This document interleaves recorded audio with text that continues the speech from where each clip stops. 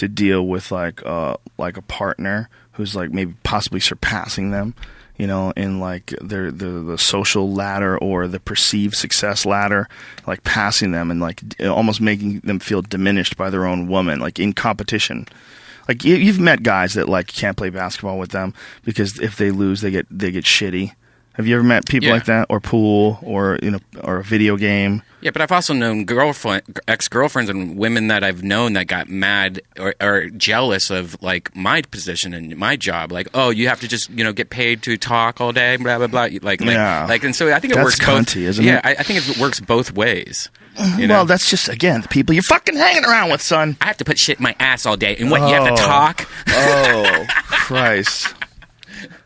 Yeah, but you know what? That talking thing is something that you kind of like figured out how to get there, all right? And if she wants to talk for a living, she needs to figure out how to get there. It's really that simple. I mean, just because you did doesn't mean that she can't.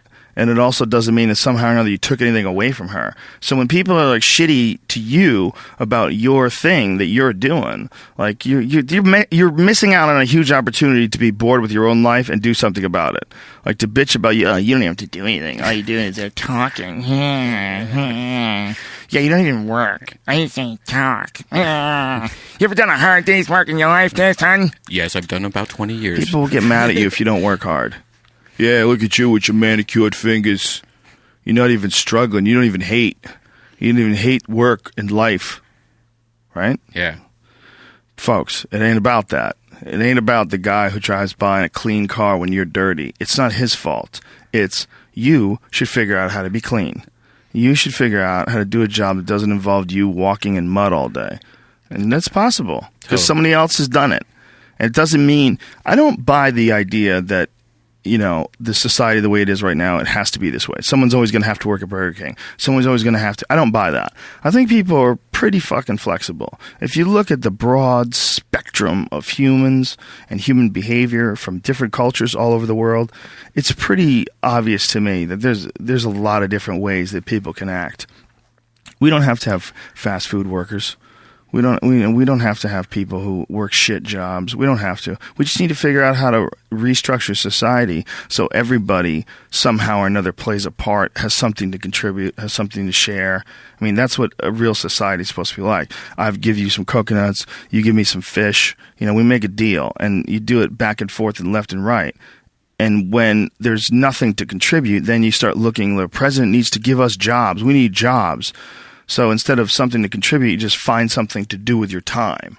And then it becomes about doing that more than it becomes about finding something to contribute. So society gets wrapped around becoming a part of a machine. Society, instead of becoming a bunch of individuals that are expressing themselves in unique ways, and everybody sort of borrows and shares and sells this and you sell that, and we all sort of figure out how we can contribute in a society, we got sidetracked and diverted into these boxes that they call companies and corporations, and we got stuck into these containers that they call cubicles or offices, and we got forced into this system. So our time, instead of it being invested in making pottery or fixing cars or doing something where you have a passion or you have some sort of a connection to, instead of that, you've sold your life to sit in a box and work for a machine, an uncaring machine that demands productivity. It doesn't understand you. It doesn't want to understand you. It has a bunch of very strict things in order to keep the humor at a minimum in the office, just in case one of you fuckheads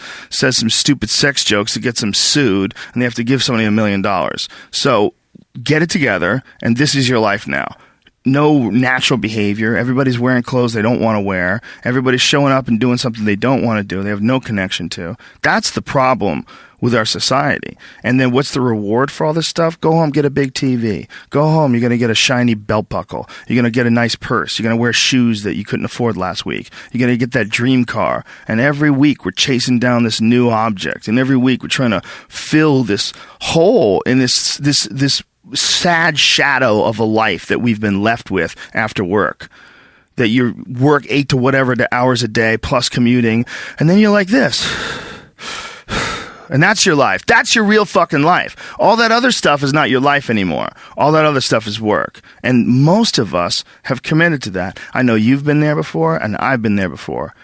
And we understand that it's a trap because we got out of it. But for the people that are in it, a lot of times they don't even understand it's a trap. They just think it's a good job. They think they got dental. I'm doing really good. I got my own parking spots, got my name on it. And you're just a piece of a heartless, shitty machine that makes money. The Joe Rogan experience. I could just see that being cut into one of those YouTube videos that somebody does, and in the background there's like people walking fast, then the sun rising really slow. And well, you know what, man? Somebody's got to say that, because if people don't hear it, they're going to get a bad job. They're gonna waste their fucking life. Right, but don't you think you have to go through all that just to figure out what you want to do? Because no, I think I did, but I don't think you have to. Look, I did, but when I became a comedian when I was 21, I was 100% convinced that I was going to be a stand-up comedian for the rest of my life. Like, I didn't need to worry about what was next. I was like, this is what I'm doing. Like, I don't want to do anything else. Like, this is what I'm doing. Once I found it, I was good. All the jobs were just to feed myself while I was trying to make that work. But it's to get one and commit to it and have it become a part of your life becomes really problematic, because if you were a dirtbag like myself who drove limos and did construction and did all these, almost kind of temporary jobs that a lot of people drift in and out of, there's nothing expected of you. But if you get hired by a major corporation and become a big part of their program, like let's say you're also an animator and you get a gig. Like I have a friend who was an illustrator, and he was working for Nickelodeon, and he got fired, and he was panicking. And he was like, shit, I don't know what the fuck to do. He's like, I gotta figure out another job. So he started making paintings and selling his paintings. It was the